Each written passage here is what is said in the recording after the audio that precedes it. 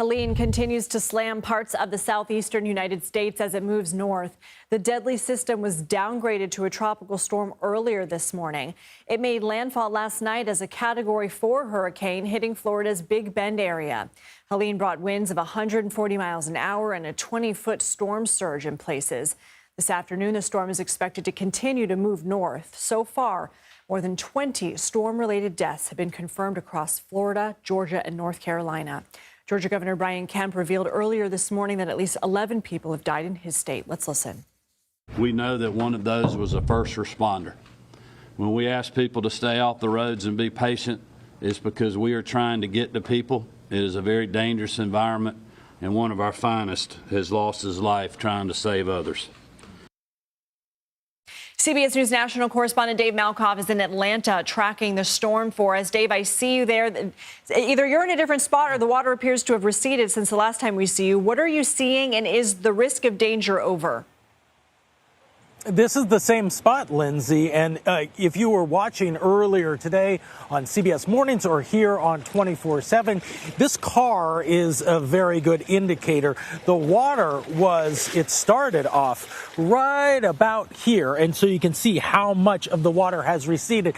But, Lindsay, we are 274 miles away from where it made landfall. We are in Atlanta. We are in North Georgia, and this entire parking lot is under water. Now, you were at a hotel last night, right?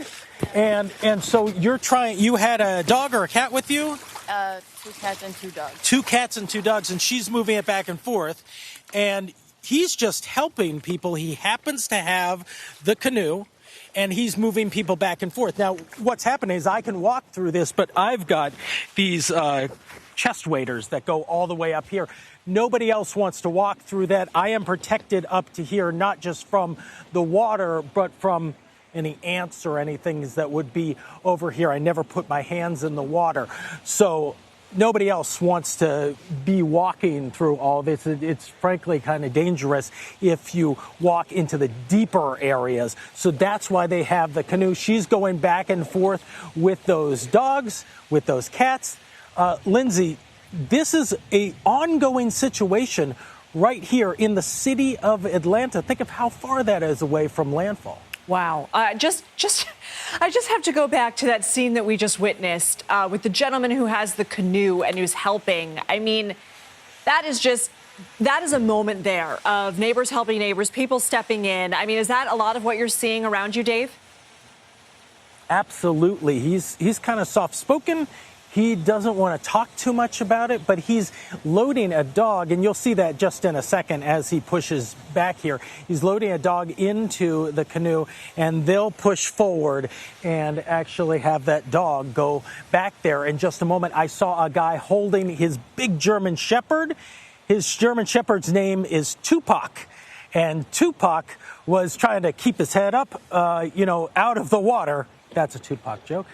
There's also some people who are inside this apartment back here who were on their bed. So Selena was on her bed, and she was sleeping at the time, and then she woke up floating in her apartment, and she thought, what a weird dream is this? What a weird nightmare. And then she realized that wasn't a dream or a nightmare at all. That was real life. And she's never seen anything like this. It has been a very long time since Atlanta has seen any kind of impact from a tropical storm. That shows you just how widespread the damage is. What's your dog's name? Ruger. And how long have you lived here? About a year and a half. You ever seen anything like this before? Not at all. Did you ever expect a tropical storm to come through here and make you have to go through your own neighborhood on a boat? No, not like this. Not at all. But I knew it would have, been flooding, but not to this capacity at all. Wow, this is something else. Thank you so much. I'm glad you're okay, and kudos to this guy here who really is helping out the entire neighborhood, getting people in and out. It gets way deeper, and you see him getting into the canoe here. It gets way deeper as you go deeper into the apartment complex. Lindsay, it has come down but it really hasn't receded all that much because down there, the cars are still underwater up to their wheel wells. So we've got this. We've got 2 deaths that have happened so far in Georgia. That's the 3 deaths so far in this storm. What I know about that is we had a mobile home that was overturned, and that was why those people died just south of here in, I believe, one of the counties that is just 3 hours away from Atlanta. But as it pushed over here, it was still retaining its hurricane strength into southern Georgia. Then as it lost its power source, which is the water that is heated by human-caused climate change, it doesn't have that power source, and it has the ground that kind of eats it up. And so it breaks up the inner portion of it, the eye wall, the most powerful part of the storm, and it just actually dissipates. But it's still moving north of us into Virginia, into the Carolinas, Lindsay. North Carolina now bracing for intense rainfall this weekend, telling residents to just assume that all the roads are closed. Dave Malkoff, no one can bring us these kind of stories like you can. And we also appreciate, sometimes people sort of poke fun at journalists who are in the water when you see just a few steps ahead of you that it's not quite as flooded. But just like you said, you don't want to touch the water. You don't want to get in there. And it's great to see neighbors who are just stepping in to do what is needed. Dave, thank you to you and your crew.